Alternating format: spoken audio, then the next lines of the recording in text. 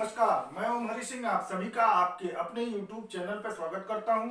हम लोग पंचायती राज की चर्चा कर रहे थे, जिसमें हम लोगों ने देखा था कि पंचायती राज है क्या, उसके उद्देश्य क्या है, इतिहास क्या है, कैसे पंचायती राज को संवैधानिक दर्जा प्रदान किया गया, इन सब बातों की चर्चा हो चुकी है।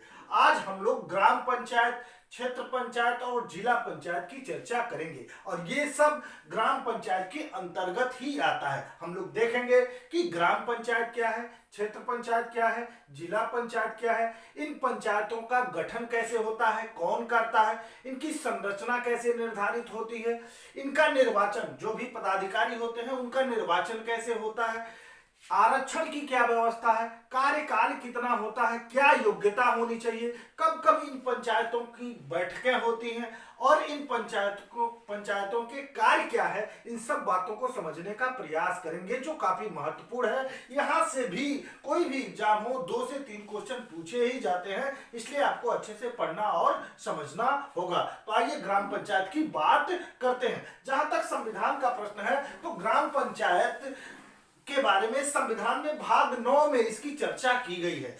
आर्टिकल की बात करें तो आर्टिकल 243 और 243 ए से लेकर 243 ओ तक ग्राम पंचायत के बारे में चर्चा की गई है। इस ग्राम पंचायत में ग्राम पंचायत, क्षेत्र पंचायत और जिला पंचायत तीनों आएंगे और तीनों की चर्चा 243 ए से लेकर 243 ओ तक किया गया है। ये कुल 16 अनुच्छेद हैं। अगर इसकी बात करें तो ये कुल 16 अनुच्छेद हैं जो बाद में जोड़े गए। अगर हम अनुसूची की बात करें तो 11वीं अनुसूची ग्राम पंचायत के बारे में बताता है और इस 11वीं अनुसूची में 29 विषय स्थापित किए गए हैं। तो यहां से 2-3 क्वेश्चन बनते हैं कि ग्राम पंचायत किस भाग में है, तो भाग 9 में है। कितने अनुच्छेद हैं, तो कुल 16 अनुच्छेद हैं। कब जोड़ा गया, तो आगे अभी हम लोग देखेंगे।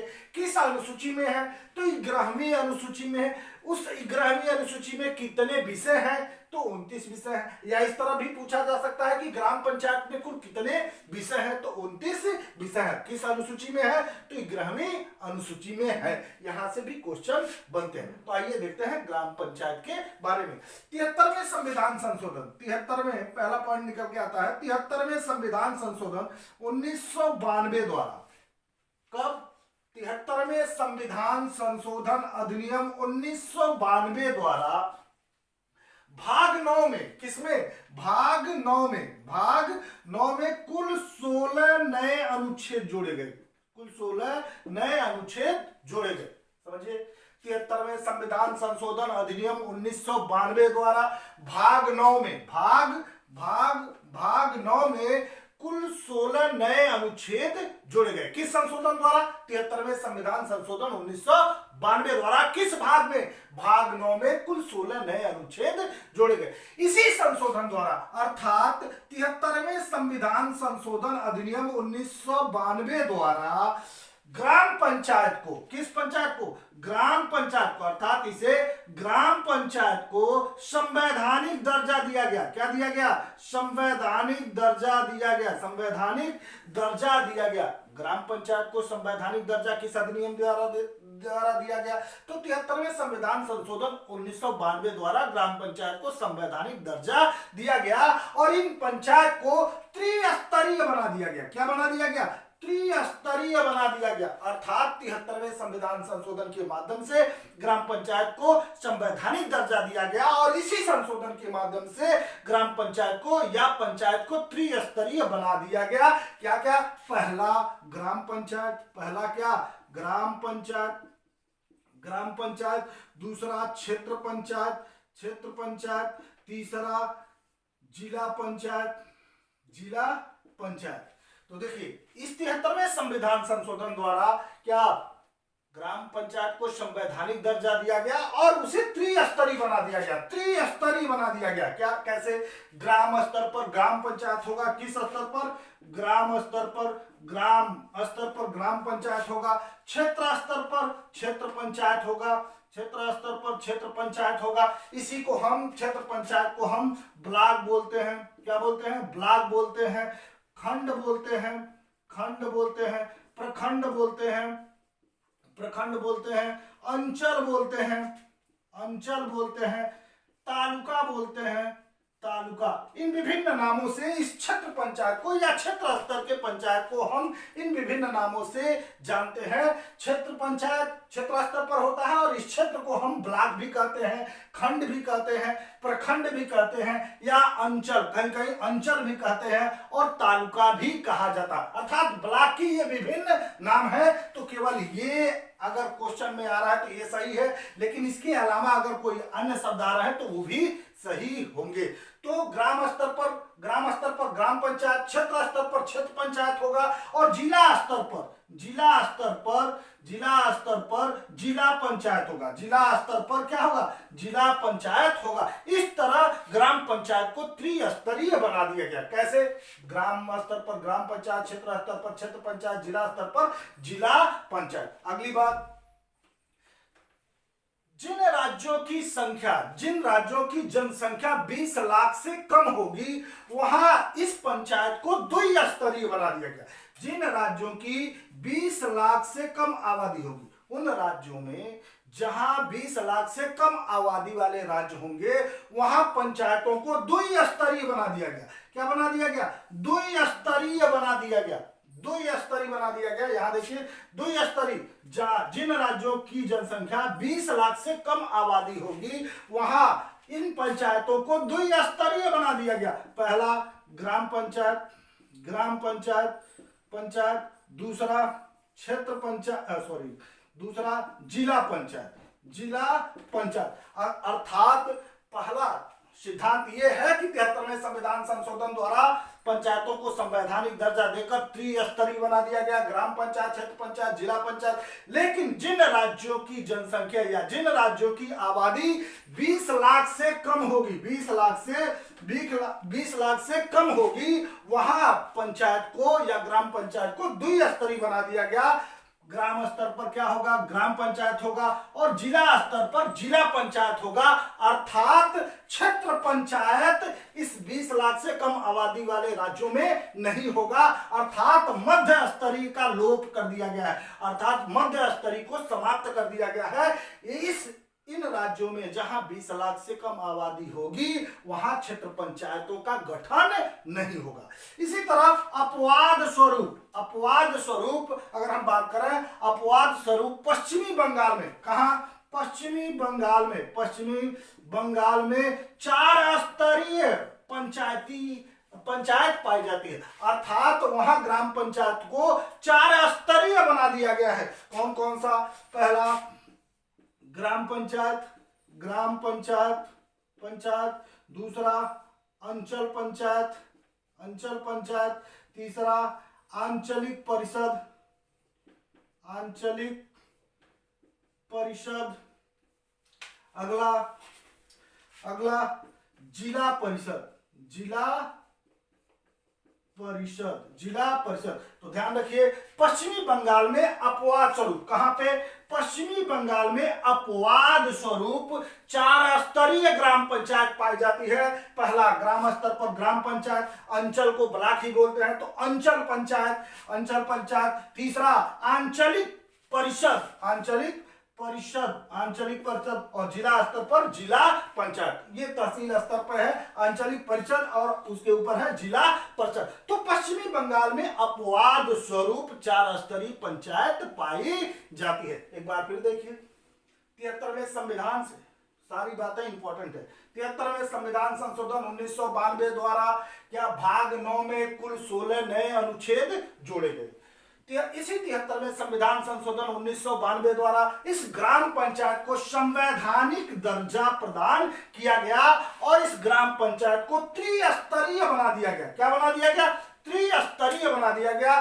ग्राम स्तर पर ग्राम पंचायत, क्षेत्र स्तर पर क्षेत्र पंचायत, जिला स्तर पर जिला पंचायत कर दिया गया। क्षेत्र पंचायत के विभिन्न नाम हैं, कौन कौन से हैं? ब्लॉक है, खंड है, प्रखंड है, अंचल है, तालुका के नाम से भी इसे जाना जाता है। जहां 20 लाख से कम आबादी होगी, जिन राज्यों में 20 लाख से कम आबादी होगी, इस ग्राम पंचायत को द्विस्तरीय बना दिया गया। कौन कौन सा? ग्राम पंचायत ग्राम स्तर पर और जिला पंचायत जिला स्तर पर। अर्थात ब्लॉक स्तर पर कोई पंचायत गठित नहीं होगी, अर्थात यहाँ क्षेत्र पंचायत का गठन नहीं होगा।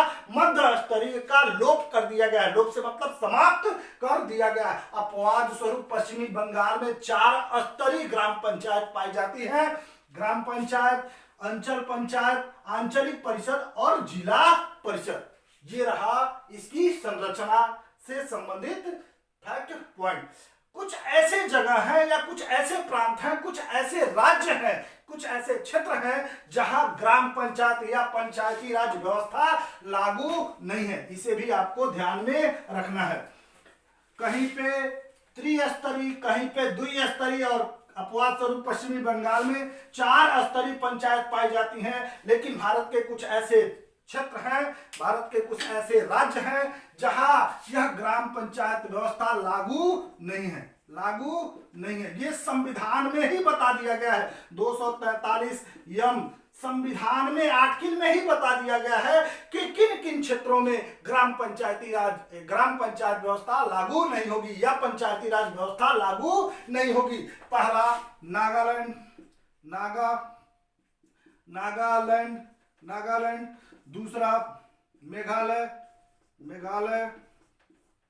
तीसरा मिजोरम, चौथा मणिपुर के पर्वतीय क्षेत्र, पांचवा पश्चिमी बंगाल के दार्जिलिंग जिले या दार्जिलिंग के पर्वतीय क्षेत्र। अगला दिल्ली, अगला जम्मू कश्मीर के कुछ क्षेत्र, या छोड़ दीजिए इसे। कुछ ऐसे क्षेत्र हैं, भारत के कुछ ऐसे प्रांत हैं जहां ग्राम पंचायत व्यवस्था लागू नहीं है या पंचायती राज व्यवस्था लागू नहीं है। तो पहला कहां लागू नहीं है, ये संविधान में ही बता दिया गया है कि ग्राम पंचायत व्यवस्था कहां लागू नहीं होगी। तो नागालैंड, मेघालय, मिजोरम में यह पंचायती राज व्यवस्था या ग्राम पंचायत व्यवस्था लागू नहीं होगी, क्योंकि इन तीनों राज्यों में पांचवी और छठवीं अनुसूची के अनुसार यहाँ ग्राम पंचायत के समानांतर व्यवस्था विद्यमान है। क्या? जनजाति परिषद पाई जाती है, जनजाति परिषद पाई जाती है। इसलिए इन 3 राज्यों में नागालैंड, मेघालय, मिजोरम में 5वीं और 6वीं अनुसूची के अंतर्गत यहाँ जनजाति परिषद पाई जाती है, इसलिए ग्राम पंचायत व्यवस्था लागू नहीं है। अगली बात करें तो मणिपुर के पर्वतीय क्षेत्रों में यह व्यवस्था लागू नहीं है, यहाँ जनजाति परिषद या जिला परिषद पाई जाती है, इसलिए लागू नहीं है। पश्चिमी बंगाल के दार्जिलिंग जिले के पर्वतीय क्षेत्र, यहाँ भी यह व्यवस्था लागू नहीं है। यहाँ पे दार्जिलिंग गोरखा पर्वतीय परिषद पाया जाता है, इसलिए यहाँ ये व्यवस्था लागू नहीं है। अगर हम दिल्ली की बात करें तो दिल्ली में ग्राम नहीं है, गांव नहीं है, गांव एक भी नहीं है दिल्ली में, सब नगर निगम में आता है, नगर पंचायत में आता है, इसलिए ये ग्राम पंचायत व्यवस्था या पंचायती राज व्यवस्था दिल्ली में भी लागू नहीं है, नगर पंचायत व्यवस्था दिल्ली में लागू है। तो ये भी इंपॉर्टेंट है, ध्यान में रखिएगा, पूछा गया है। ये 3 राज्य पूछ लिए गए हैं, आगे कुछ राज्य पूछे जाएंगे, तो ध्यान में रखना होगा कि किन किन क्षेत्रों में ग्राम पंचायत व्यवस्था या पंचायती राज व्यवस्था लागू नहीं है। नागालैंड, मेघालय, मिजोरम, मणिपुर, पश्चिमी बंगाल और दिल्ली में ये व्यवस्था लागू नहीं है। अब देखते हैं, आपने अभी देखा कि ग्राम पंचायत को क्या कर दिया गया, त्रिस्तरीय बना दिया गया। क्या बना दिया गया? त्रिस्तरीय बना दिया गया। तो त्रिस्तरीय में क्या क्या आते हैं? पहला आता है ग्राम पंचायत, पहला आता है क्या? पहला आता है ग्राम पंचायत जिसे ग्राम सभा भी बोलते हैं, दूसरा आता है क्षेत्र पंचायत, तीसरा आता है जिला पंचायत। अर्थात ग्राम पंचायत में 3 ग्राम पंचायत को त्रिस्तरीय बना दिया गया। तो वो है कौन सा? ग्राम पंचायत जिसे ग्राम सभा बोलते हैं, दूसरा क्षेत्र पंचायत, क्षेत्र स्तर पर ब्लॉक स्तर पर क्षेत्र पंचायत होगा, और जिला स्तर पर जिला पंचायत होगा। अब हम लोग इन तीनों को अलग अलग तरीके से इसको समझने का प्रयास करेंगे। देखिए, ग्राम में ग्राम पंचायत समिति कार्य करती है, और कुछ ग्रामों के समूह को हम ब्लॉक बोलते हैं, तो उससे बड़ा हो गया ब्लॉक, तो वहां क्षेत्र पंचायत समिति कार्य करती है। और ब्लॉक मिलकर क्या बनते हैं, जिला बनते हैं, तो वहां जिला पंचायत समिति कार्य करती है। तो ये ग्राम पंचायत में 3 पंचायत होती है, ग्राम पंचायत, क्षेत्र पंचायत और जिला पंचायत। अब हम लोग अलग अलग इसका अध्ययन करेंगे। पहला ये देखते हैं ग्राम पंचायत। पहला देखते हैं क्या, ग्राम पंचायत। तो ग्राम पंचायत क्या होता है, ग्राम पंचायत, ग्राम पंचायत 3 शब्द आते हैं। पहला आता है ग्राम, ग्राम क्या है, दूसरा आता है ग्राम सभा क्या है, ग्राम सभा क्या है, तीसरा आता है ग्राम पंचायत क्या है, ग्राम पंचायत क्या है। ये तीनों अलग अलग है, ध्यान में रखिएगा, इंटरव्यू में पूछा जाता है और प्री के एग्जाम में यहां से क्वेश्चन बनते हैं। ध्यान रखिए, ग्राम पंचायत में 3 शब्द आते हैं, ग्राम क्या है, ग्राम सभा क्या है, ग्राम पंचायत क्या है। तो समझिए, ग्राम में, ग्राम किसे ग्राम कहेंगे, ग्राम या गांव किसे कहेंगे। पहले गांव हुआ करता था और 73वें संविधान संशोधन के बाद गांव को अब ग्राम हम बोलते हैं। तो ग्राम किसे कहेंगे, जिस एरिया को, जिस विनिर्दिष्ट क्षेत्र को राज्यपाल या राज्य सरकार द्वारा गजट के माध्यम से, अधिसूचना के माध्यम से यह घोषित कर देंगे कि ये फला क्षेत्र विभिन्न ग्राम के, इस ग्राम के नाम से जाना जाएगा, तो उसे हम ग्राम कहते हैं। कौन करेगा, राज्यपाल, राज्यपाल या राज्यपाल या राज्य सरकार, राज्य सरकार। कैसे, किस माध्यम से, अधिसूचना के माध्यम से, गजट के माध्यम से इसकी घोषणा करेंगे कि यह विभिन्न क्षेत्र किस नाम से, इस गांव के नाम से जाना जाएगा, इस ग्राम के नाम से जाना जाएगा। और इस ग्राम में सभी सदस्य आते हैं, चाहे वो वयस्क हो या अवयस्क हो, अर्थात संपूर्ण जनसंख्या, उस ग्राम की संपूर्ण जनसंख्या, चाहे वो बच्चा हो, चाहे वो बूढ़ा हो, वयस्क हो, अवयस्क हो, 0 से लेकर जितनी भी जनसंख्या विद्यमान है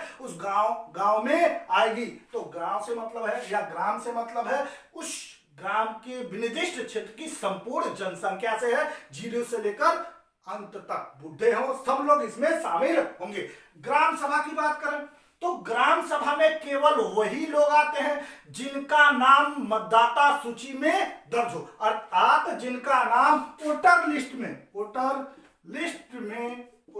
में दर्ज हो, उनका नाम दर्ज हो, किसमें, वोटर लिस्ट में। तो वोटर लिस्ट में किसका नाम दर्ज होगा, जिनकी उम्र या आयु 18 वर्ष से ऊपर हो गई हो और उन्होंने अपना नाम मतदाता सूची में दर्ज कराया हो। तो ग्राम सभा में केवल वही लोग आते हैं जिनका नाम मतदाता सूची में दर्ज हो, अर्थात वोटर लिस्ट में दर्ज हो, या अर्थात निर्वाचक नियमावली में जिनका नाम दर्ज हो, वही ग्राम सभा में आएंगे। ध्यान रखिए, 18 वर्ष से कम आयु के बच्चे इसमें नहीं आएंगे और 18 वर्ष से ऊपर वे भी नहीं आएंगे जिनका नाम मतदाता सूची में नहीं है। तो जिनका नाम मतदाता सूची में दर्ज होगा वही इस ग्राम सभा में आएगा। समझिए, ग्राम सभा में कौन, पूछा गया है पीसीएस में, ग्राम सभा में कौन लोग आएंगे, तो ग्राम सभा में वोटर लिस्ट में जिनका नाम दर्ज हो वही ग्राम सभा में आएंगे। ग्राम में कौन आएगा, वयस्क और अवयस्क सभी आएंगे, जबकि ग्राम सभा में वयस्क आएंगे। और कैसे वयस्क, जिनका नाम मतदाता सूची में दर्ज हो, जिनका नाम मतदाता सूची में, वैसे ही वयस्क इसमें शामिल होंगे, अवयस्क इसमें शामिल नहीं होंगे। और न ही जिनका मतदाता सूची में नाम दर्ज नहीं है वो भी इसमें शामिल, दर्ज नहीं है तो वो भी इसमें शामिल नहीं होंगे। तो ये जरूर ध्यान में रखिएगा। अब हम ग्राम पंचायत की बात करते हैं। ग्राम सभा में एक प्रधान होते हैं, बाकी अन्य सदस्य होते हैं, जिसे आप वार्ड सदस्य के नाम से जानते हैं। जब इन ग्राम सभा में प्रधान और वार्ड सदस्यों का चुनाव हो जाता है, अर्थात प्रधान और सदस्य का चुनाव जब हो जाता है, तो यही ग्राम सभा ग्राम पंचायत में परिवर्तित हो जाती है। ये 3 लाइन का है। तीनों ग्राम में कौन कौन आएंगे, वयस्क और अवयस्क सभी आएंगे, अर्थात उस ग्राम की संपूर्ण जनता उसमें आएगी। ग्राम सभा में कौन आएंगे? तो जिनका नाम वोटर लिस्ट में दर्ज हो, वोटर लिस्ट में जिनका नाम दर्ज हो केवल वही लोग आएंगे। ग्राम पंचायत कैसे गठित होता है? जब हम ग्राम सभा में प्रधान और सदस्यों का चुनाव कर लेते हैं, निर्वाचन कर लेते हैं, तो वही ग्राम सभा ग्राम पंचायत में कन्वर्ट हो जाती है, अर्थात ग्राम सभा ग्राम पंचायत के रूप में कार्य करने लगती है। तो ये 3 लाइन जरूर याद रखिएगा, इंटरव्यू में पूछा जा सकता है और प्री के एग्जाम में ये तो पूछा जा चुका है, ये और ये पूछा जा सकता है। तो ये रहा ग्राम पंचायत में ग्राम सभा और ग्राम पंचायत। अब हम लोग देखते हैं कि ग्राम पंचायतों का गठन कैसे होता है। गठन अब एक एक करके हम बात करेंगे। गठन ध्यान रखिए, अगर आप ग्राम पंचायत समझ लिए तो आप क्षेत्र पंचायत भी समझ लेंगे बड़े आसानी से, जिला पंचायत को भी बड़े आसानी से आप समझ लेंगे। तो अच्छे से समझिएगा ग्राम पंचायत का गठन। पहला है गठन कैसे होता है, तो इसके लिए आर्टिकल बताया गया है अनुच्छेद 243 बी, कैपिटल बी है। 243 बी में ग्राम पंचायतों के गठन की बात की गई है। सारे पंचायतों के गठन की बात इस 243 बी में किया गया है, चाहे वो ग्राम पंचायत हो, क्षेत्र पंचायत हो, जिला पंचायत हो। आगे हम लोग देखेंगे। तो ग्राम पंचायतों के गठन की बात की गई है 243 बी में, संविधान के अनुच्छेद 243 बी में इसके गठन की बात की गई है और कहा गया कि राज्य सरकार और या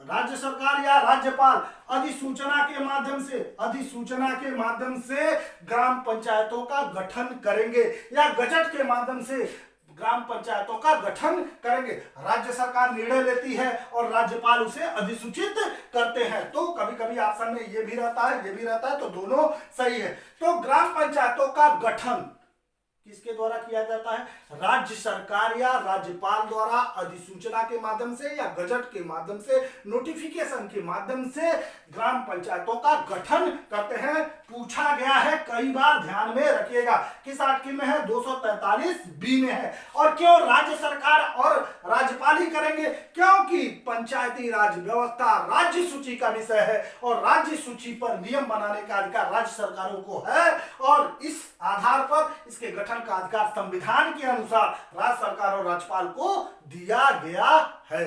अगर हम इसके संरचना की बात करें, दूसरी बात संरचना, एक एक पॉइंट समझिएगा। संरचना कंपोजिशन या संरचना, इसका अनुच्छेद है 243 सी, ध्यान में रखिएगा, ये पूछा जा चुका है कि किस आर्टिकल में संरचना की बात की गई है। ग्राम पंचायत के संरचना, इस ग्राम पंचायत में तीनों आएंगे, ध्यान में रखिएगा, चाहे वो ग्राम पंचायत हो, क्षेत्र पंचायत हो, जिला पंचायत, तीनों की संरचना की बात 243 सी में किया गया है। और इस संरचना को निर्धारित करने का कार्य राज्य की विधान मंडलें करती हैं। क्या? राज्य की विधान मंडल। क्योंकि पंचायती राज व्यवस्था या ग्राम पंचायत राज्य सूची का विषय है और राज्य सूची पे नियम बनाने का अधिकार राज्यों के विधान मंडल को है। और इस ग्राम पंचायत की संरचना को निर्धारित करने का कार्य किसे दिया गया है? विधान मंडल को दिया गया है कि नियम बनाकर या विधि बनाकर पंचायतों की संरचना वो निर्धारित कर सकते हैं। कौन कर सकता है? राज्य की विधान मंडल है। ध्यान रखिएगा, गठन कौन करेगा? राज्य सरकार या राज्यपाल अधिसूचना के माध्यम से करेंगे। इसकी संरचना कौन निर्धारित करेगा? तो विधान मंडल, संविधान के अनुसार विधान मंडल नियम बनाकर क्या पंचायतों की संरचना को निर्धारित करेंगे। और उत्तर प्रदेश सरकार ने उत्तर प्रदेश में पंचायतों की संरचना को निम्नलिखित तरीके से निर्धारित किया गया है कि 1000 पंजीकृत, कम से कम एक पंजीकृत निर्वाचक नियमावली में जिसका नाम दर्ज हो। 1000 की जनसंख्या पर एक प्रधान होगा और 9 सदस्य होंगे। कितने सदस्य होंगे? 9 सदस्य होंगे। कुल मिला के कहने का मतलब यह है कि ग्राम सभा का गठन कब होगा?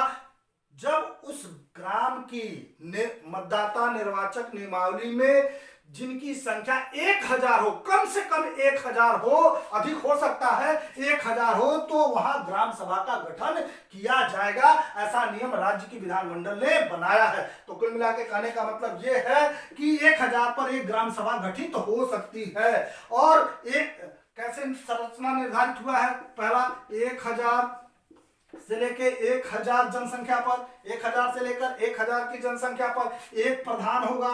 क्या होगा? प्रधान होगा और 9 सदस्य होंगे। 9 क्या होंगे? सदस्य होंगे। सदस्य समझ रहे हैं? वार्ड सदस्य। ग्राम सभा को विभिन्न वार्डों में बांट दिया जाता है और हर वार्ड का एक सदस्य निर्वाचित होता है जिसे हम वार्ड सदस्य कहते हैं। तो कम से कम 1000 की जनसंख्या पर, अर्थात 1000 से लेकर 1000 की जनसंख्या पर एक प्रधान होगा। 2 प्रधान नहीं होगा, 3 प्रधान नहीं होगा। और इस 1000 की जनसंख्या पर कितने सदस्य निर्धारित होंगे? कितने वार्ड सदस्य होंगे? तो 9 वार्ड सदस्य होंगे। दूसरी बात, 1000 से लेकर 1000 से ऊपर और 2000 तक एक प्रधान होंगे और 11 सदस्य होंगे। 2 का अंतर है, 11 सदस्य होंगे। ध्यान रखिए, जहां 1000 से, जिस ग्राम सभा के मतदाता सूची में जो नाम दर्ज है उनकी जनसंख्या 1000 से ऊपर है और 2000 से कम है, तो वहां एक प्रधान होंगे और 11 सदस्य होंगे। प्रधान एक ही होगा, सदस्य 2 बढ़ जाएंगे। जहां, तीसरी बात, जहां 2000 से लेकर 3000 जनसंख्या हो वहां एक प्रधान होंगे और 13 सदस्य होंगे। कितने सदस्य होंगे? 13 सदस्य होंगे। 2 बढ़ रहे हैं, 13 सदस्य होंगे। अगली बात, जहां 3000 से ऊपर जितनी भी जनसंख्या हो, उस ग्राम सभा की जितनी भी पंजीकृत जनसंख्या हो वहां एक प्रधान होंगे और 15 सदस्य होंगे। अर्थात 3000 से, जिस ग्राम सभा की जनसंख्या 3000 से अधिक है, 3000 से जितना भी अधिक है वहां एक प्रधान होंगे और 15 सदस्य होंगे। क्या? वार्ड सदस्य होंगे। तो ये संरचना निर्धारित की गई है उत्तर प्रदेश सरकार द्वारा या उत्तर प्रदेश की विधान मंडल द्वारा नियम बनाकर। इस तरह पंचायत की, ग्राम पंचायत की संरचना निर्धारित की गई है। एक बार फिर देखिए, 1000 से लेके 1000 की जनसंख्या पर, अर्थात 1000 जनसंख्या पर, वोटर लिस्ट में जिनका नाम है उस जनसंख्या पर एक ग्राम सभा गठित होगा। उससे कम होगा तो ग्राम सभा का गठन नहीं होगा। और इस 1000 की जनसंख्या पर एक प्रधान होगा, 9 सदस्य होगा। 1000 से ऊपर और 2000 से कम एक प्रधान होगा, 11 सदस्य होंगे। 2000 से ऊपर और 3000 से कम 13 सदस्य होंगे। एक प्रधान होगा, 13 सदस्य होंगे। और 3000 से ऊपर जनसंख्या हो जिस ग्राम सभा में एक प्रधान होगा और 15 सदस्य होंगे। कुल मिला के कहने का मतलब यह है कि संरचना में जनसंख्या के आधार पर, वोटर लिस्ट की जनसंख्या के आधार पर निर्धारित किया गया है। जितनी भी जनसंख्या हो, प्रधान एक ही होगा, लेकिन जनसंख्या अगर बढ़ रही है तो सदस्यों की संख्या, वार्ड सदस्यों की संख्या बढ़ जाएगी। अंतर कितने कितने का है? 2 का अंतर है। 9 2 11, 11 2 13, 13 2 15, 15 से अधिक नहीं होगा और 9 से कम नहीं होगा। ये ध्यान में रखिएगा। तो संरचना कौन निर्धारित किया? विधानमंडल ने निर्धारित किया। राज्य की विधानमंडल ने निर्धारित किया, क्योंकि ग्राम पंचायत या पंचायती राज व्यवस्था किसका विषय है? राज्य सूची का विषय है। तो गठन हो गया राज्य सरकार और राज्यपाल द्वारा। संरचना हो गई किसके द्वारा? संरचना हो गई विधान मंडल के द्वारा। कुल मिला के कहने का मतलब यह है कि संरचना में यह एक ग्राम सभा है। यह एक क्या है? ग्राम सभा है। इसमें 1000 की जनसंख्या पर क्या होंगे? 9 सदस्य होंगे। कितने सदस्य होंगे? 9 सदस्य होंगे। 9 सदस्य होंगे। 1000 की जनसंख्या पर 9 सदस्य होंगे और एक क्या होगा? एक प्रधान होगा। एक ही प्रधान होगा और ये 9 अलग अलग सदस्य होंगे। तो एक प्रधान होगा। एक क्या होगा? प्रधान होगा। उप प्रधान, पहले उप प्रधान भी हुआ करता था। इन सदस्यों में से किसी एक को उप प्रधान बना दिया जाता था। एक उप प्रधान होता था, लेकिन वर्तमान में उप प्रधान के पद को क्या कर दिया गया है? समाप्त कर दिया गया है। तो उप प्रधान का पद वर्तमान में नहीं है उत्तर प्रदेश में। ध्यान में रखिएगा। तो संरचना की बात करें, गठन हो गया था। संरचना की बात हम कर रहे हैं तो राज्य विधानमंडल निर्धारित करेगा और वो जनसंख्या के आधार पर निर्धारित किया कि 1000 से लेकर 1000 की जनसंख्या पर एक प्रधान होगा और 9 सदस्य होंगे। अगर 1000 से ऊपर है तो एक प्रधान, 1000 से लेकर 2000 के बीच में है तो एक प्रधान और कितने?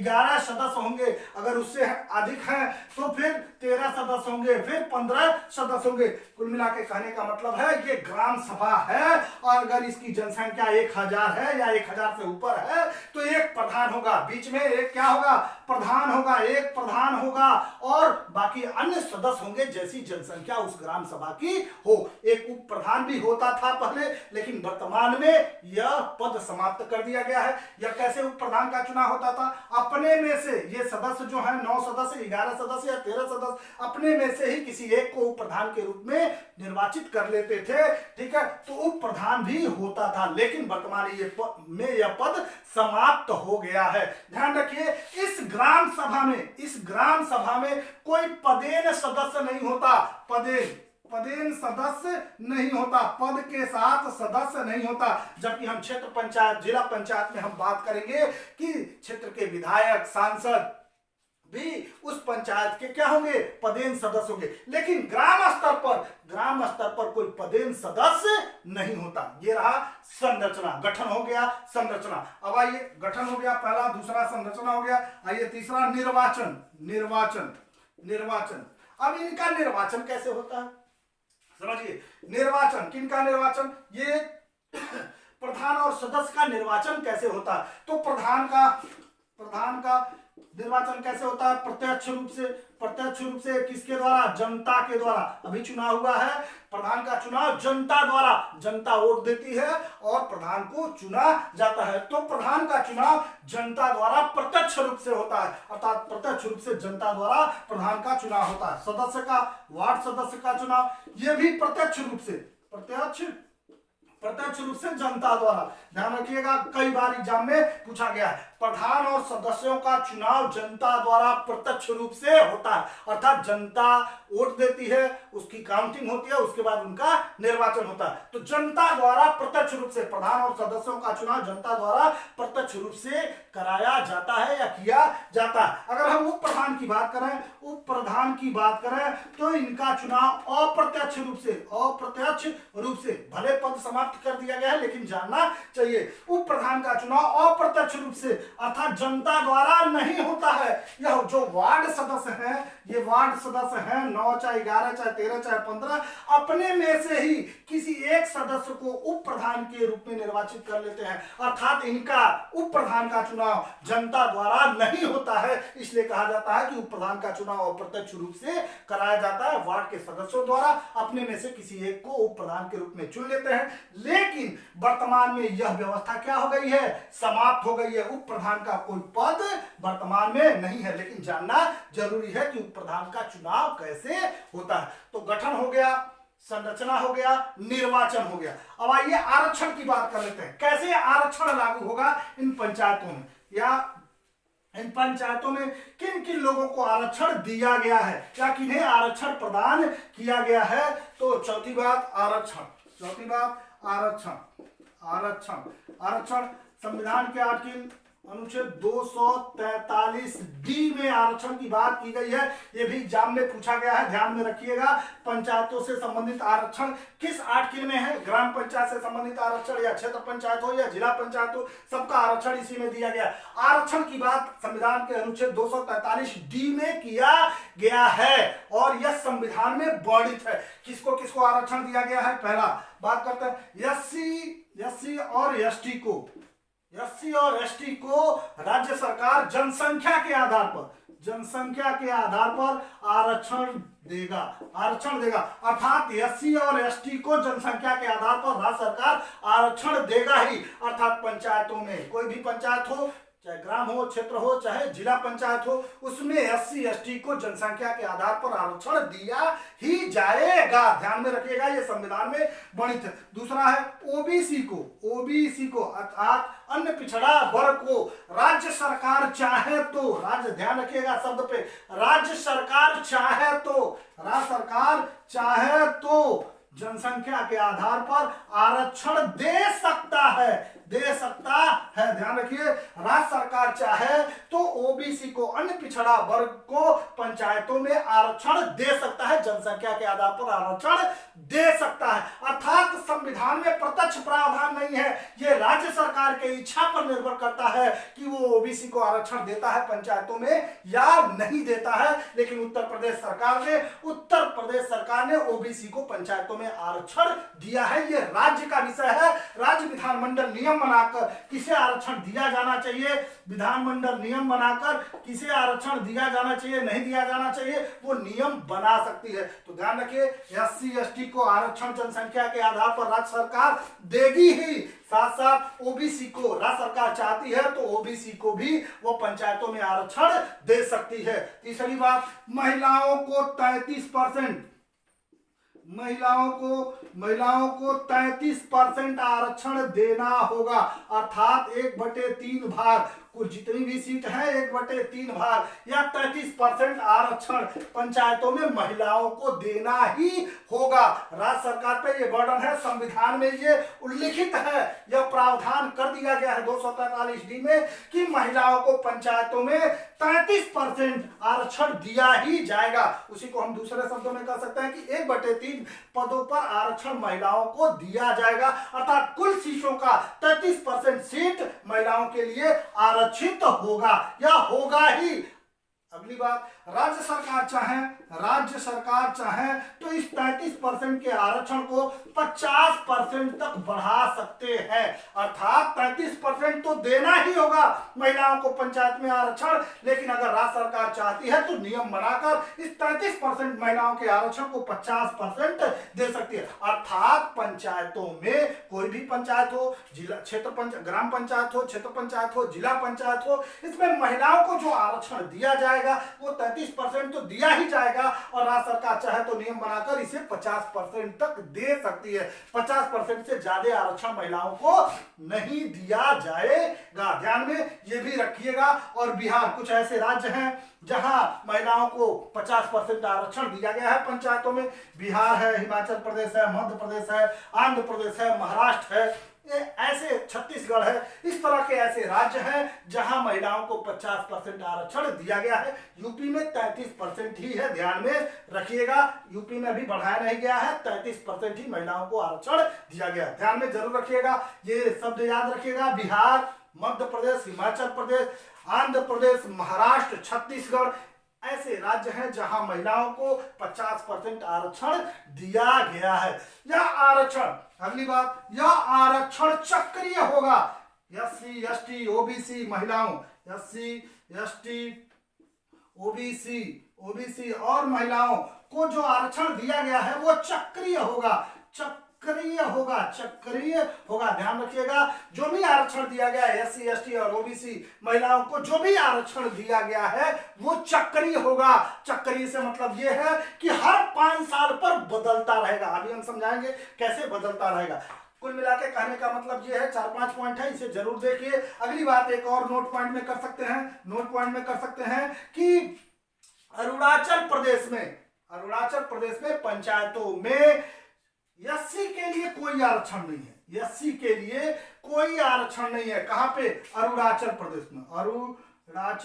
अरुणाचल प्रदेश में, ये भी इंपॉर्टेंट है, कई बार पूछा गया है। ठीक है, क्यों एससी के लिए आरक्षण नहीं है पंचायतों में? क्योंकि वहां अनुसूचित जाति के लोग है ही नहीं है।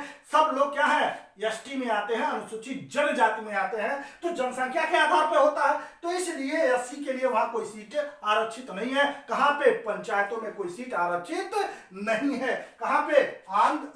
अरुणाचल प्रदेश में। तो 3-4 बातें इस आरक्षण में जरूर जानिए। पहला, एससी एसटी के लिए जनसंख्या के आधार पर आरक्षण दिया जाएगा। राज्य सरकार चाहे तो ओबीसी के लिए भी जनसंख्या के आधार पर आरक्षण दे सकती है। ठीक है, और उत्तर प्रदेश सरकार ने आरक्षण दिया है। महिलाओं को 33% आरक्षण दिया जाएगा। राज्य सरकार चाहे तो इस 33% के आरक्षण को 50% कर सकती है। बिहार, मध्य प्रदेश, हिमाचल प्रदेश, महाराष्ट्र, छत्तीसगढ़, आंध्र प्रदेश ने 50% आरक्षण दिया है। यह आरक्षण चक्रीय होगा। SC ST OBC महिलाओं का जो भी आरक्षण दिया जा रहा है वो चक्रीय होगा, प्रत्येक 5 साल पर बदलता रहेगा। अभी हम लोग समझेंगे। अगला अंतिम पॉइंट, नोट पॉइंट में, अरुणाचल प्रदेश में पंचायत चुनाव में या पंचायतों में, चाहे ग्राम पंचायत हो, क्षेत्र पंचायत हो, जिला पंचायत हो, उसमें SC के लिए कोई आरक्षण नहीं है। SC से मतलब है अनुसूचित जाति के लिए कोई आरक्षण नहीं है। क्यों? क्योंकि अनुसूचित जाति के लोग है ही नहीं है, सब लोग अनुसूचित जनजाति में आते हैं, ST में आते हैं। आइए अब देखते हैं चक्रीय क्या है। अभी आपने देखा कि SC ST OBC का जो महिलाओं का जो आरक्षण है वो चक्रीय होगा, अर्थात प्रत्येक 5 वर्ष पर बदलता रहेगा। प्रत्येक 5 वर्ष पर क्या होगा? बदलता रहेगा। यह है, मान लीजिए इस बार मान लीजिए जनरल पुरुष है, जनरल पुरुष है, सीट आई है प्रधान की जनरल पुरुष, तो अगली बार जनरल महिला हो सकता है। जनरल क्या होगा? महिला हो सकता है। अगली बार हो सकता है, अब ये महिला जनरल महिला आ गया है तो अगली बार पिछड़ी OBC महिला आ सकता है। OBC क्या? महिला आ सकता है। अगली बार SC पुरुष आ सकता है। अगली बार SC महिला आ सकता है। अगली बार OBC पुरुष आ सकता है। इस तरह प्रत्येक 5 साल पर, ध्यान रखिएगा, बदलता रहेगा। इसलिए कहा गया SC ST OBC का जो आरक्षण होगा चक्रीय होगा, प्रत्येक 5 साल पर बदलता रहेगा। ध्यान रखिएगा। कभी कभी आप लोग देखते हैं कि इस बार प्रधान जी चुनाव लड़े थे, जीत गए, अगली बार उनकी पत्नी चुनाव लड़ी,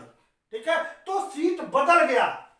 आरक्षण के आधार पर प्रत्येक 5 साल पर बदलता रहता है। तो आरक्षण SC ST OBC का जो आरक्षण है या महिलाओं का जो आरक्षण है चक्रीय होगा, प्रत्येक 5 साल पर बदलता रहेगा। तो आप 4 बातें देख चुके हैं। पहला, गठन राज्य सरकार करती है। दूसरा, संरचना विधानमंडल करती है। तीसरा, निर्वाचन, वो भी विधानमंडल नियम बनाकर कर सकती है, कैसे निर्वाचित किया जाएगा। आरक्षण की व्यवस्था भी विधानमंडल नियम बनाकर निर्धारित कर सकती है। अब आते हैं कार्यकाल। 5वां, कार्यकाल।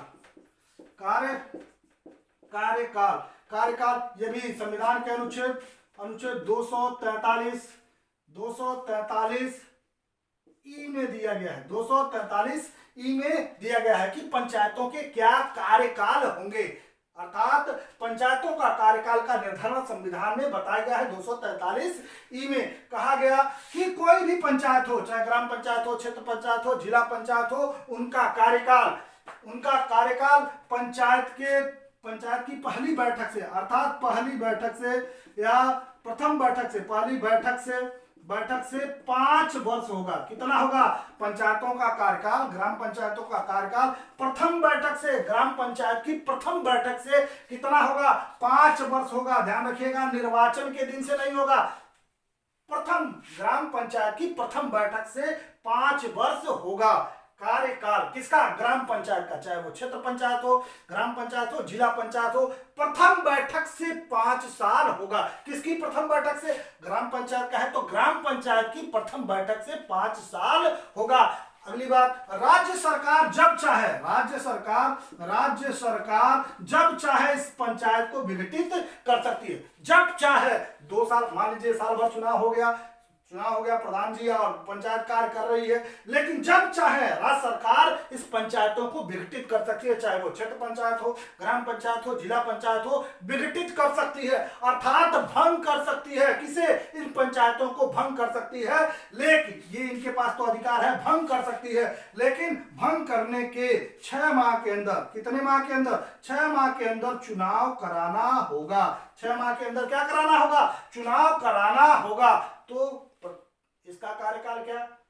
पहली बैठक से 5 वर्ष। किसका? पंचायत का कार्यकाल पहली बैठक से 5 वर्ष होता है। राज्य सरकार जब चाहे इसे भंग कर सकती है, विघटित कर सकती है, लेकिन विघटन के 6 माह के अंदर क्या कराना होगा? नया मध्यावधि चुनाव कराना होगा। लेकिन अगर 4.5 वर्ष पर, 4 वर्ष 6 माह पर क्या करती है, अगर किसी पंचायत को भंग किया जाता है तो चुनाव कराना जरूरी नहीं है। इस 6 माह के अंदर चुनाव कराना जरूरी नहीं है।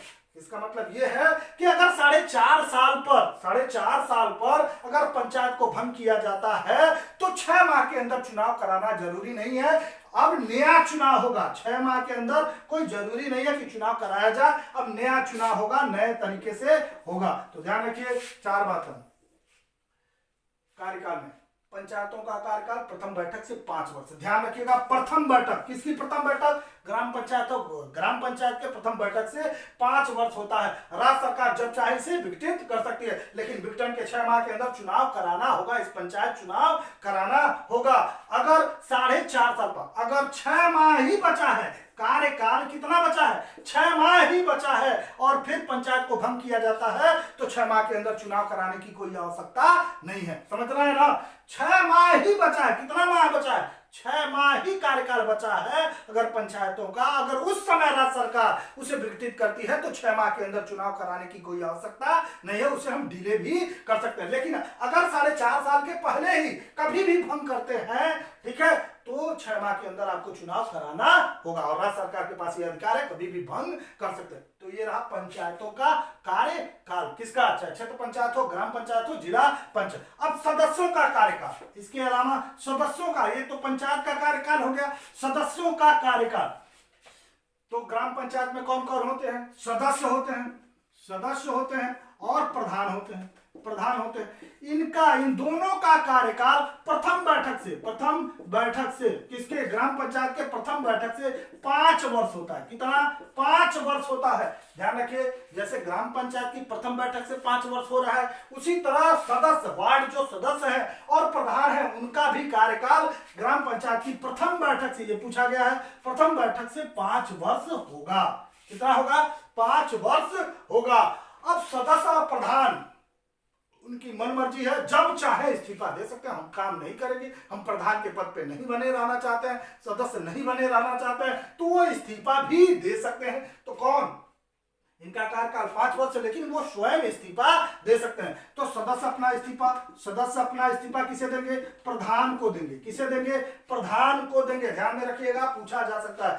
सदस्य अपना इस्तीफा किसे देंगे? प्रधान को देंगे। और प्रधान अपना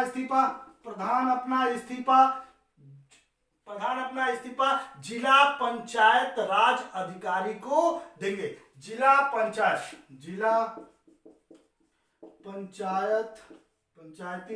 पंचायती राज अधिकारी को देंगे। डीपीआरओ को देंगे। ये इंपॉर्टेंट है, ध्यान में जरूर रखिएगा। सदस्य अपना त्यागपत्र प्रधान को, और प्रधान अपना त्यागपत्र जिला पंचायती राज अधिकारी को देंगे, जिसे डीपीआरओ कहा जाता है। ध्यान में जरूर रखिएगा। तीसरी बात, 5 वर्ष हो गया इनका कार्यकाल, इस्तीफा दे सकते हैं। कैसे दे सकते हैं? प्रधान को अविश्वास प्रस्ताव द्वारा हटाया जा सकता है। कौन अविश्वास प्रस्ताव लाएगा? तो सदस्य जो है, 9 है, चाहे 11 है, 13 है, ये अविश्वास प्रस्ताव लाएंगे, और ऐसे अविश्वास प्रस्ताव को विशेष बहुमत द्वारा, किस बहुमत द्वारा? विशेष बहुमत द्वारा, बहुमत द्वारा पास करना होगा। विशेष बहुमत से मतलब है 2/3 बहुमत से क्या करना होगा? पास करना होगा। और जब पास कर दिया जाता है तो अविश्वास प्रस्ताव द्वारा प्रधान जी को हटाया जा सकता है। ध्यान में रखिएगा, जरूर रखिएगा, ये इतना आसानी से नहीं हटाया जा सकता, ठीक है, लेकिन ध्यान में रखिएगा, ये बस इतना ही पूछा जाता है। अविश्वास प्रस्ताव के माध्यम से प्रधान को हटाया जा सकता है, और उस अविश्वास प्रस्ताव को विशेष बहुमत से पास किया जाएगा, अर्थात 2/3 बहुमत से पास किया जाएगा। इतना आसानी से हटते नहीं है, ठीक है। जब भी प्रस्ताव आएगा तो जिला पंचायत राज अधिकारी, जिला डीपीआरओ के पास जाएगा, वो 60 दिन के अंदर बैठक बुलाएंगे, और उस बैठक में यह अविश्वास प्रस्ताव रखा जाएगा, और विशेष अधिकारियों की देखरेख में प्रस्ताव रखा जाएगा, और विशेष बहुमत से पास किया जाएगा। किस बहुमत से? 2/3 बहुमत से पास किया जाएगा। उसके बाद प्रधान अपने पद से हट जाते हैं। कैसे? अविश्वास प्रस्ताव के माध्यम से। ध्यान रखिए, ऐसा अविश्वास प्रस्ताव जब भी प्रधान या प्रधान के खिलाफ लाया जाएगा, ऐसा अविश्वास प्रस्ताव कार्यकाल के प्रारंभिक 2 वर्ष तक नहीं लाया जाएगा।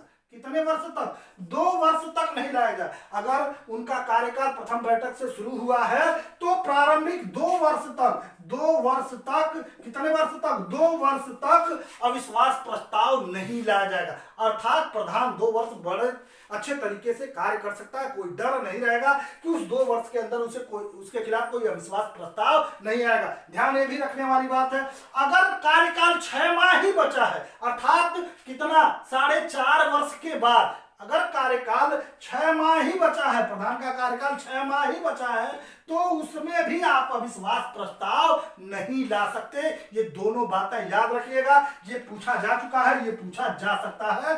तो अविश्वास प्रस्ताव कब हम ला सकते हैं? तो प्रारंभिक 2 वर्ष के बाद ही अविश्वास प्रस्ताव ला सकते हैं, कार्यकाल के 2 वर्ष के बाद ही। ठीक है, प्रारंभिक 2 वर्ष में हम अविश्वास प्रस्ताव नहीं ला सकते। साथ साथ 6 माह अगर कार्यकाल बचा है, अर्थात 4.5 साल बीत गया है, तो आप अविश्वास प्रस्ताव नहीं ला सकते। एक पॉइंट और, अगर पहली बार अविश्वास प्रस्ताव लाए और वह पास नहीं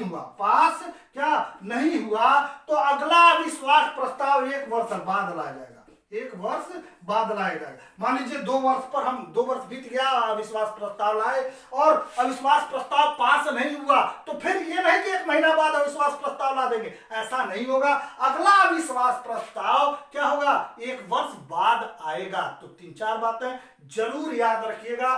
पहला, कार्यकाल आपने देखा, ग्राम पंचायतों का कार्यकाल प्रथम बैठक से 5 वर्ष होती है। राज्य सरकार जब चाहे विघटित कर सकती है, लेकिन 6 माह के अंदर चुनाव कराना होगा। अगर कार्यकाल 6 माह ही बचा है तो चुनाव कराने की आवश्यकता, तुरंत चुनाव कराने की आवश्यकता नहीं है, या 6 माह के अंदर चुनाव कराने की आवश्यकता नहीं है। अगर हम सदस्य और प्रधान के कार्यकाल की बात करें तो इसका भी कार्यकाल प्रथम बैठक से 5 वर्ष होता है।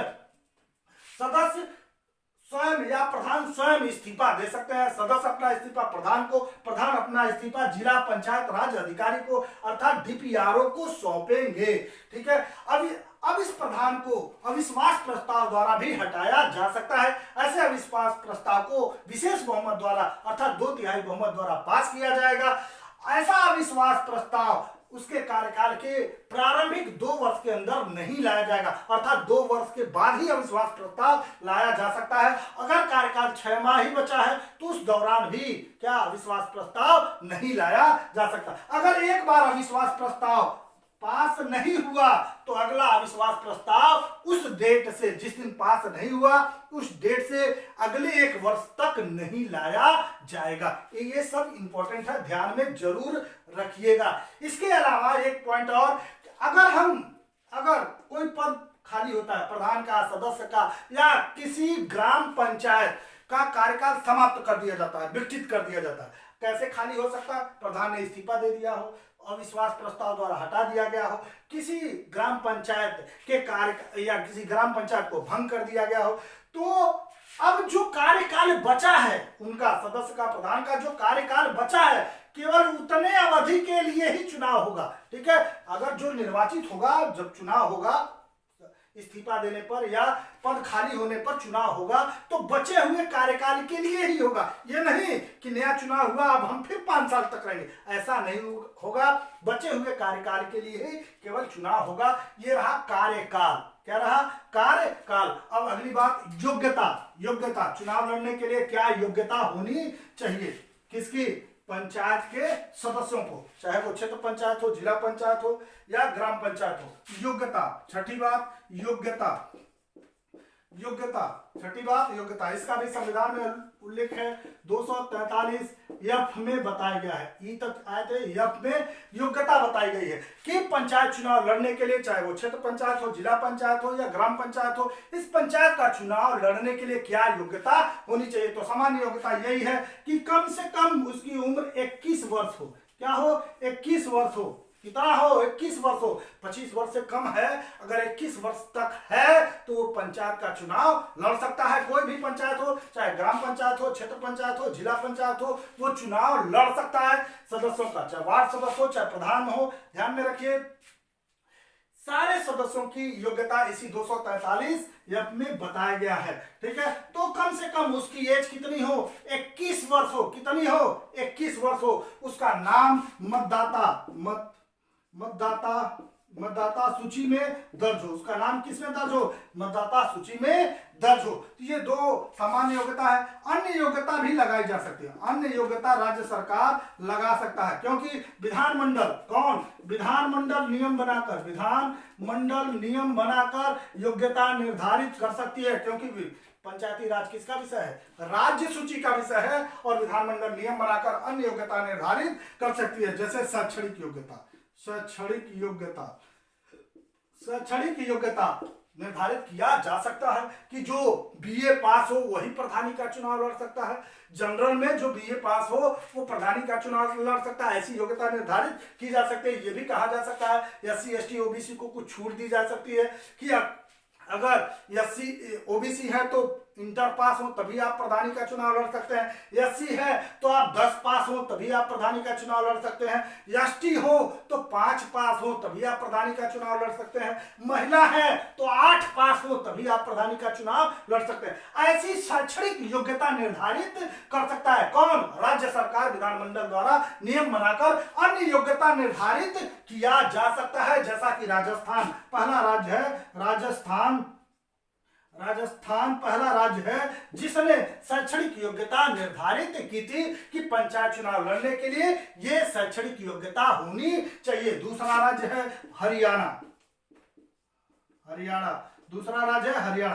तो राजस्थान पहला राज्य है जहां शैक्षणिक योग्यता निर्धारित किया गया, दूसरा राज्य है हरियाणा, इसे भी आप याद रखिएगा। अन्य योग्यता भी लगाई जा सकती है, जैसे अन्य शर्त भी लगाई जा सकती है, जैसे ऐसा नियम बनाया जा सकता है कि जिनके 2 से अधिक संतान है, 2 से अधिक बच्चे हैं, वो पंचायत का चुनाव नहीं लड़ सकते, ऐसा शर्त लगाया जा सकता है। विधानमंडल नियम बनाकर ऐसी शर्त लगा सकता है, यह आर्टिकल 14 का उल्लंघन नहीं होगा, ऐसा किया जा सकता है। हरियाणा ने ऐसा प्रयास किया और फिर इस प्रस्ताव को क्या कर लिया, वापस कर लिया। कुछ दिन के बाद उत्तराखंड सरकार ने भी प्रयास किया लेकिन पूरा नहीं हुआ। इस तरह लेकिन उत्तर प्रदेश भी विचार कर रहा था, लेकिन पंचायत चुनाव बीत चुके हैं, इस तरह की कोई शर्त नहीं लगाएगी। लेकिन ऐसी शर्त लगाई जा सकती है कि 2 से अधिक संतान हैं जिनकी वो पंचायत का चुनाव नहीं लड़ सकते। अन्य शर्त भी लगाया जा सकता है राज्य सरकार द्वारा, अन्य शर्त भी लगाया जा सकता है कि जिनके बिजली का बिल बकाया हो वो पंचायत का चुनाव नहीं लड़ सकते, जिनका टेलीफोन का बिल का बकाया हो वो चुनाव नहीं लड़ सकते, बैंक द्वारा डिफाल्टर घोषित किया गया है वो भी पंचायत का चुनाव नहीं लड़ सकते। ऐसी शर्त लगाई जा सकती है राज्य सरकार द्वारा कि जिनके घर शौचालय नहीं है वो पंचायत का चुनाव नहीं लड़ सकते। तो ध्यान रखिएगा, योग्यता में भी बात कुछ है, जैसे 243 में आर्टिकल में ही बता दिया गया क्या क्या योग्यता होनी चाहिए। कम से कम 21 वर्ष हो, मतदाता सूची में नाम दर्ज हो, तथा अन्य योग्यता शैक्षणिक योग्यता भी राज्य सरकारें लगा सकती हैं, जैसा कि राजस्थान और हरियाणा ने लगाया है। साथ साथ ये भी शर्त लगाई जा सकती है कि 2 से अधिक संतानें होने पर आप पंचायत का चुनाव नहीं लड़ सकते, बिजली का बिल, टेलीफोन का बिल या बैंक द्वारा डिफाल्टर घोषित किया गया हो, ठीक है, तो आप चुनाव नहीं लड़ सकते। ऐसी शर्त भी लगाई जा सकती है कि जिनके घर शौचालय नहीं है वो पंचायत का चुनाव नहीं लड़ सकते। क्यों? जब विधानमंडल नियम बनाकर कर सकती है। तो ये रहा योग्यता। आपने देखा गठन, कार्यकाल, गठन, संरचना, निर्वाचन, कार्यकाल, योग्यता। अब आइए देखते हैं बैठक, अधिवेशन। बैठक अधिवेशन की बात की गई।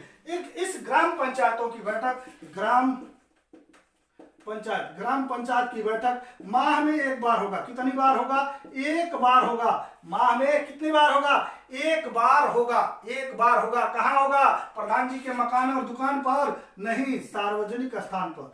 सार्वजनिक स्थान पर होगा।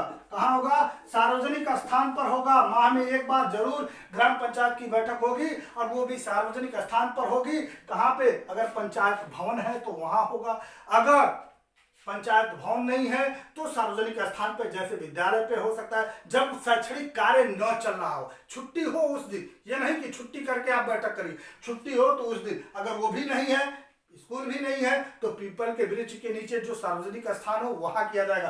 प्रधान जी के मकान और दुकान में नहीं होगा, ध्यान में रखिएगा। यह बैठक ग्राम पंचायत की बैठक माह में एक बार होगा, सार्वजनिक स्थान पर होगा। इसकी अध्यक्षता प्रधान करेंगे। किसकी अध्यक्षता? इस ग्राम पंचायत की अध्यक्षता प्रधान करेंगे। ये नहीं है तो प्रधान होते हैं, उप प्रधान का पद ही नहीं है तो डीएम महोदय जिसे निर्धारित कर देते हैं वही इसकी अध्यक्षता करता है, अगर प्रधान नहीं है तो ध्यान में जरूर रखिएगा। और इस पंचायत में कोरम निर्धारित किया गया है, कम से कम 1/3 सदस्यों का 1/3 सदस्य इस बैठक में भाग लेंगे तभी कोरम पूरा होगा। ठीक है, तो कोरम का निर्धारण किया गया है, ध्यान रखिएगा, ये भी इंपॉर्टेंट है। पंचायतों में कोरम का निर्धारण किया गया है, कम से कम कितने सदस्य भाग लेंगे? 1/3 सदस्य भाग लेंगे तभी पंचायत की बैठक होगी। तो ये रहा पंचायत की बैठक। आगे देखते हैं, कुछ नोट पॉइंट देख लेते हैं इस ग्राम पंचायत से संबंधित कुछ नोट पॉइंट। जैसे पहला नोट पॉइंट यह है कि इस ग्राम पंचायत में कोई भी पदेन सदस्य नहीं होता। पदेन सदस्य नहीं होता। यहाँ पदेन सदस्य नहीं होता, ध्यान में जरूर रखिएगा कि ग्राम पंचायत में कोई पदेन सदस्य नहीं होता, सब निर्वाचित सदस्य होते हैं। दूसरा नोट पॉइंट, इस ग्राम पंचायत में 6 समितियां काम करती हैं। 6 समितियां ग्राम स्तर पर, ग्राम पंचायत में 6 समितियां कार्य करती हैं। नाम जानना जरूरी नहीं है, बस 6 याद रखिएगा कि 6 समितियां ग्राम स्तर पर, ग्राम पंचायत में 6 समितियां कार्य करती हैं। जैसे कौन सा? नियोजन और निर्माण समिति, शिक्षा समिति, पर्यावरण से संबंधित समिति, जल प्रबंधन समिति। ठीक है, इस तरह की समितियां कार्य करती हैं। 6 समितियां ग्राम स्तर पर कार्य करती हैं। ये रहा ग्राम पंचायत। ग्राम पंचायत में तीनों में पहला हमने देखा ग्राम पंचायत अर्थात ग्राम सभा के बारे में हम लोगों ने देखा। ग्राम पंचायत या ग्राम सभा के बारे में हम लोगों ने देखा। ठीक है, क्या क्या देखा इसमें? हम लोगों ने देखा कि ग्राम क्या है। ग्राम क्या है? तो ग्राम में सभी जनसंख्या आती है। ग्राम सभा क्या है? उसमें पंजीकृत जनसंख्या आती है। ग्राम पंचायत क्या है? जब चुनाव हो जाता है तो ग्राम पंचायत होता है। फिर हम लोगों ने देखा गठन। पहला देखा गठन, राज्य सरकार या राज्यपाल अधिसूचना के माध्यम से करते हैं। दूसरा हम लोगों ने देखा संरचना, ये विधानमंडल निर्धारित करती है। प्रत्येक राज्य सरकार अपने हिसाब से निर्धारित कर सकती है, जिसमें हम लोगों ने देखा उत्तर प्रदेश में एक प्रधान 9 सदस्य, एक प्रधान 11 सदस्य, 13 सदस्य, 15 सदस्य निर्धारित किया गया। इनका निर्वाचन आपने देखा कि जनता द्वारा प्रत्यक्ष रूप से होता है। आपने देखा जनता द्वारा कैसे होता है? प्रत्यक्ष रूप से होता है। साथ साथ आपने आरक्षण की व्यवस्था देखी। आरक्षण याद रखिएगा, आरक्षण से क्वेश्चन बनते हैं।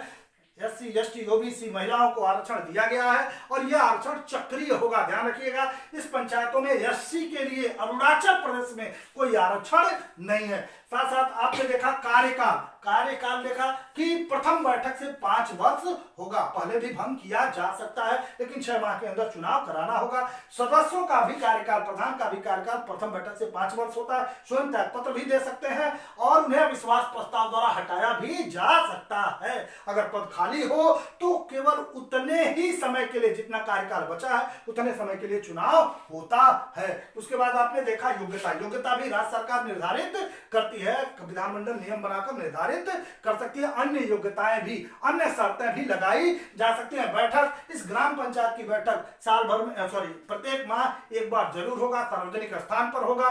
ठीक है, और उसकी अध्यक्षता प्रधान करेंगे। कोरम का निर्धारण किया गया है, 1/3 सदस्य जरूर होना चाहिए। कुछ नोट पॉइंट, जिसमें इससे ग्राम पंचायत में कोई सदस्य पदेन सदस्य नहीं होता और ग्राम पंचायत में या ग्राम स्तर पर 6 समितियां कार्य करती हैं। तो ग्राम पंचायत में पहला आपने देखा ग्राम पंचायत या ग्राम सभा। अब हम लोग आगे देखेंगे क्षेत्र पंचायत और जिला पंचायत के बारे में और इन पंचायतों के कार्य क्या है उन्हें समझने का प्रयास करेंगे।